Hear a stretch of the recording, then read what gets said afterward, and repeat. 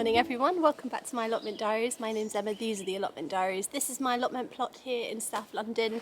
I'd love for you to subscribe to my channel. If you're new to allotments, this is a great place for you to start because I put up a new series every Sunday about new allotment holders and like lots of advice for you. And also I just show you what I get up to on a day-to-day basis, so you might like it, I don't know. Just got to start again by saying a big thank you if you have purchased my allotment planner for 2025. I'm currently number 3 in garden design and planning, which is absolutely insane. And also like climbing the charts in the other categories as well, which is just blooming mind-blowing. So thank you so much. I really do hope that you enjoy them, and I hope the planner helps you to keep your allotment plot organised for next year. It certainly helps me, so hopefully it helps some of you as well. It's another grey, miserable day here, but I am wearing quite a nice little jumper. A lot of you appreciate my little jumpers that I wear here, so I thought I would show you it in all its glory. This is a new one, I got it from ASOS. I will link it below actually, but look at this. How could I not? How could I not? I mean, look at the little flowers.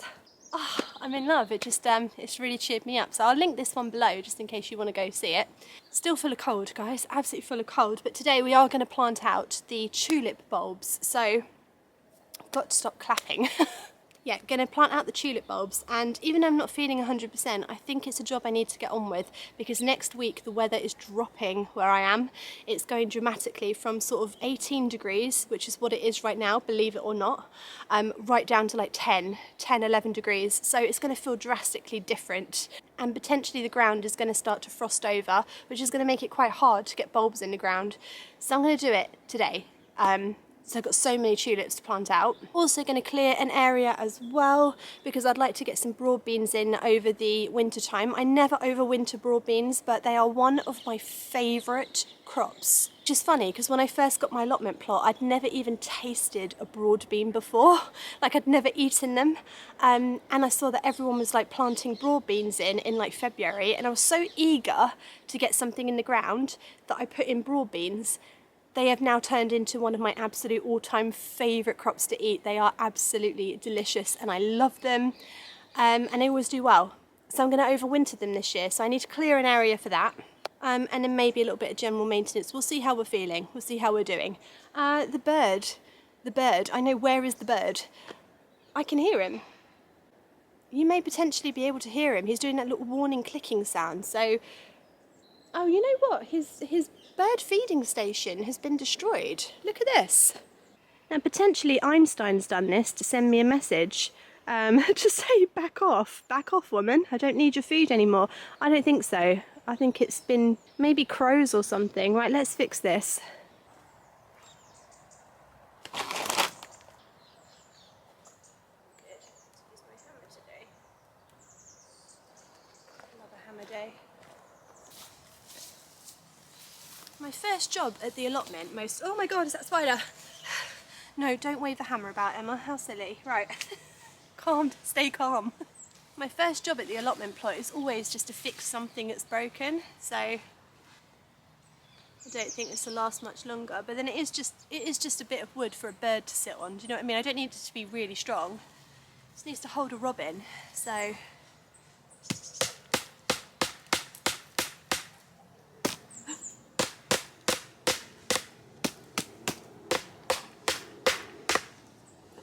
Yeah, look, perfect. Should we move it? No, we can't do that now. Right, even though we don't know where he is, we're going to feed him. Maybe he will appreciate that.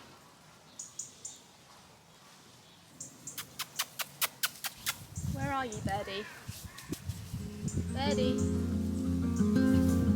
Come in here.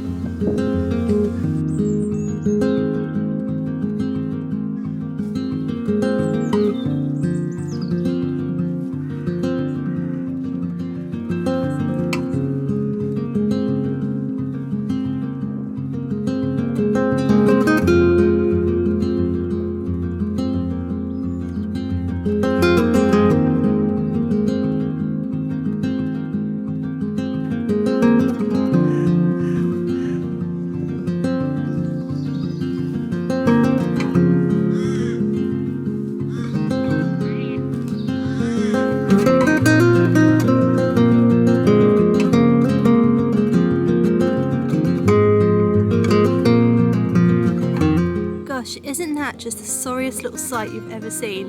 A lovely little label with what should be a beautiful dahlia that looks like that.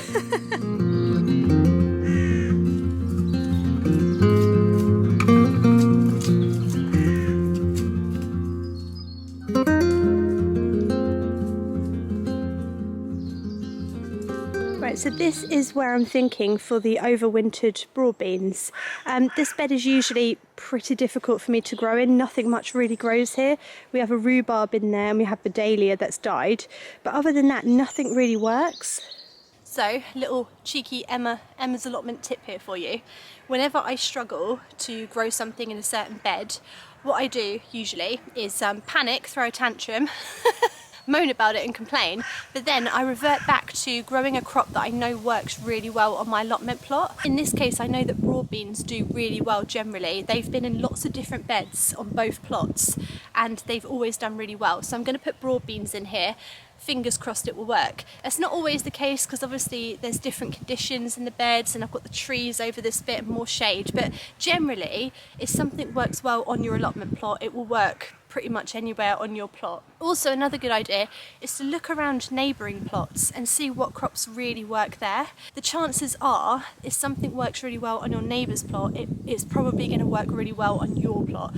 Remember that our plots, they're not like separated by much, they're all kind of, it's like a patchwork quilt of just different little patches of land, you know, so the soil conditions are going to be the same and the environment and the weather and the bugs that we all have and stuff. So if something works for them, it will probably work for you. So you can snoop around and have a look what's worked for them and whack that in, or revert to a crop that you know works on your plot. But I will just add that throwing a big tantrum will definitely make you feel better. So if something does die, like this dahlia, it's okay to yell at it and have a little bit of a tantrum. It will make you feel so much better. Just let it out, guys.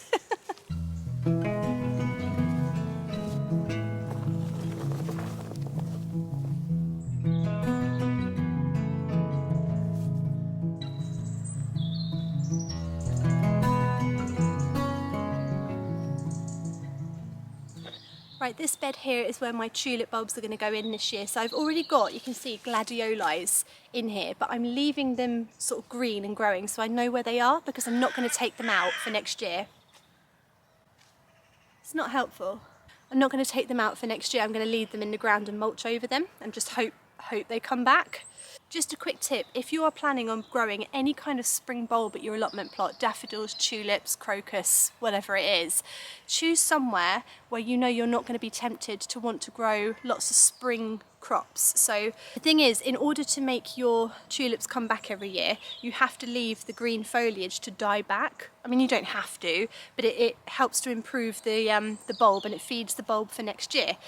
That takes ages. If you're planting tulips in, just be aware that if they like flower in April, you're probably not going to be able to plant into the ground until like June, because all the green is going to have to die back and it does take quite a long time. It's just something that I've learned from growing tulips. So I've now made a like specific flower bed. This is just where flowers go, and I like that. So, right, I'll super quickly take you through the tulips I've got. I have got quite a lot though, so I'll sort of race through it. I chose most of these because they're really good for cut flowers, though I will not be cutting them. But I thought because they're good for cut flowers, that means they'll probably be quite tall with quite good stems, and that's what I'm looking for. That's why I went with cut flowers. Right, 2 packs of these, which have got how many bulbs in each? Like 8 each. There's 16 of these beautiful pink ones. They are called Cineda Amor. I'm just going to hold it like that because I cannot pronounce any of these names, but pink ones. Pack of these, which are the Antarctica. I can say that one, Antarctica, beautiful. Happy Generation, lovely. Again, ideal for cut flowers, that's why I got them, but how beautiful are they? They're like strawberry and cream sweets, love them. Apple Dune, golden Apple Dune, yellow ones. Got some Pink Sound, that's a lovely one, isn't it? Look at that. And then I got some of these. I only got 1 pack of these ones, though I was tempted to get a lot, but they don't tend to do as well as the classic tulip shape. So these are Peach Blossom. Can you see all the petals? It's just a different type of tulip really, isn't it? Called absolutely lovely. So these are all going to go in. Also got a swanky little bulb planting tool. So normally I will use, where is it? Let me find what I normally use. So normally for planting bulbs I just use this, which is just an old handle from like a fork or a shovel, something I've broken over the years. I break all my tools, or they just break. I don't break them, they just break. I just use them as a normal gardener and they break. But normally I just use that, dig it in. Not this time. This time got myself a swanky little tool. I don't even know what this is called. I don't think it's for bulbs specifically, but why I like it is it's actually got the measurements here. So I know that tulips like to go 6 inches deep, which is actually a lot deeper than I've ever planted them in my entire life. But there we go. So I thought that might be quite useful. So we're going to try it and we're going to whack them all in. First thing we're going to do is place them on the ground. They're actually quite small for tulip bulbs, aren't they? That's actually quite small. So I'm wondering if I maybe won't get a very good flower out of it this year, but we'll see, we'll find out. These ones I want near the front, so we'll just place them on the ground where we want them.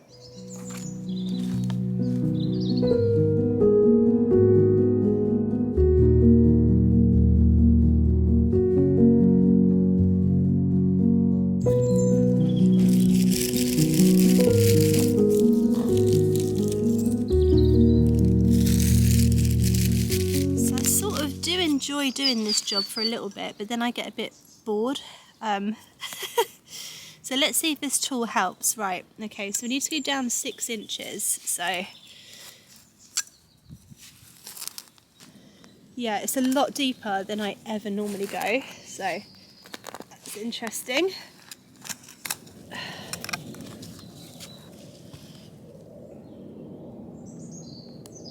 There he is, he's in. That's really deep.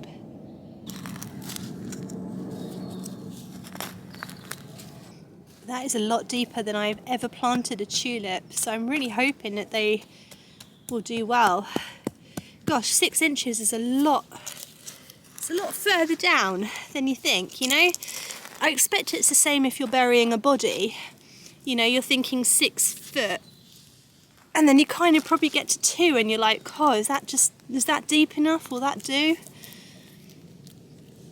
I can understand it, you know? Why am I always talking about burying a body? I'm not a murderer, guys. Promise. Though, if my husband keeps leaving his dirty towels on the bathroom floor, that could all change. Not gonna lie.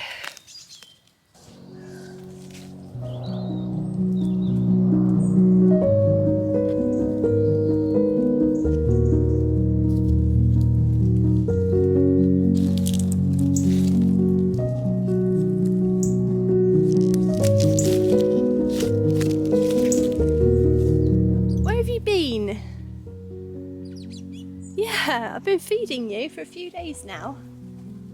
Oh, honestly. And I'm going to get him some of his gourmet stuff.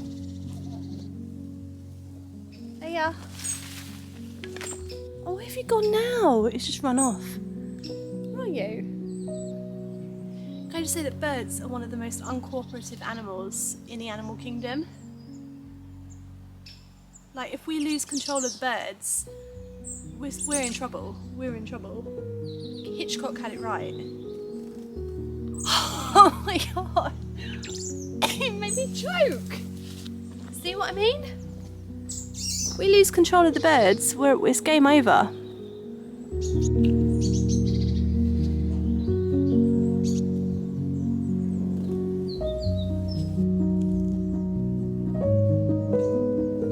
Right, so that's all the bulbs in the ground.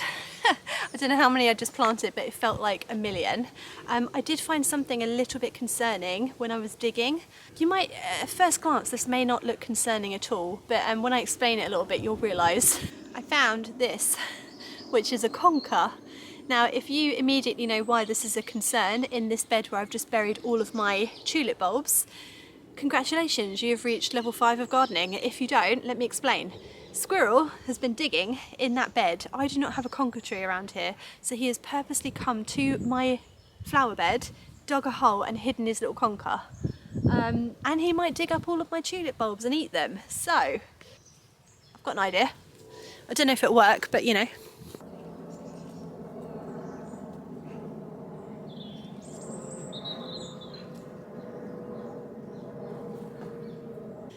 Now the question is, will the squirrel believe this is a real person sitting in a bed?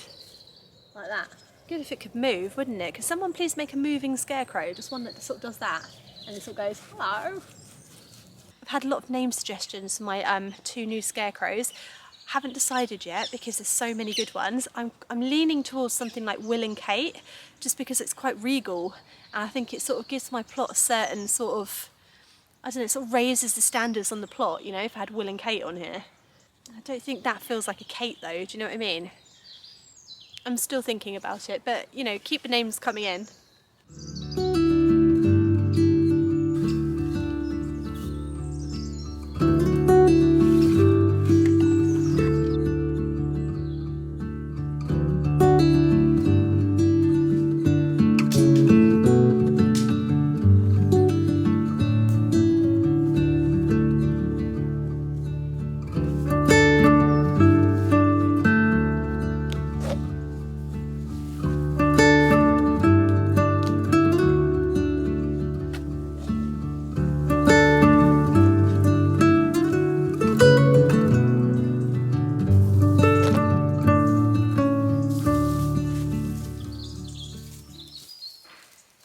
Right, I've done something that I say I'm going to do every year and then like I never get round to doing, and that is to net over my wildlife pond before all the leaves start to fall into it. So you shouldn't have leaves in your pond because it releases too much nitrogen, which creates more pondweed basically. You shouldn't really put your pond under a tree, but that's where it is, so we just have to deal with it. I'm hoping that by netting it this year I'll be able to catch a lot of the leaves before they go into it, but I have tried to leave a gap so that like animals can still get a drink, because I know Rocky drinks from my pond and I know that Einstein does as well. So I've sort of done the best I can. I really need to stop the leaves going in, but I've tried to leave a gap, so there we go. That's sort of what it looks like, but the leaves are already starting to fall.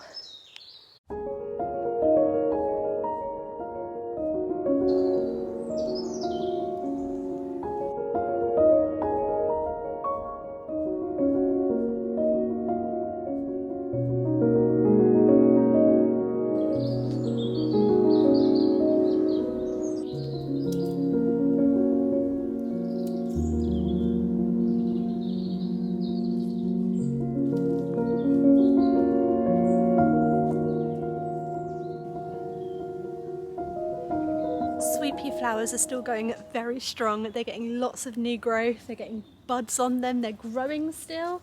I actually can't believe it. I actually cannot believe it. Will we still have sweet peas in November? I have a feeling we will, you know. I hope you've enjoyed my vlog today. You can probably hear that my throat is getting worse and worse throughout the vlog. Hopefully this cold will shift and I'll be back next week with lots more vlogs. Don't forget to tune in on Sunday for my Allotment Gardening for Beginners series. I'm going to be talking about what to plant at your allotment plot, just giving you some idea of, sort of structure plants, perennials versus annuals, things like that. So I hope that it will be helpful. Let me know if it is, and thank you so much for buying my planner. If you haven't yet already and you want to, there's a link in my description box below where you can purchase it now. Let me know what you think when you get it. I'd love to hear your thoughts, and hopefully the planner will help to keep you super organised for your 2025 growing year.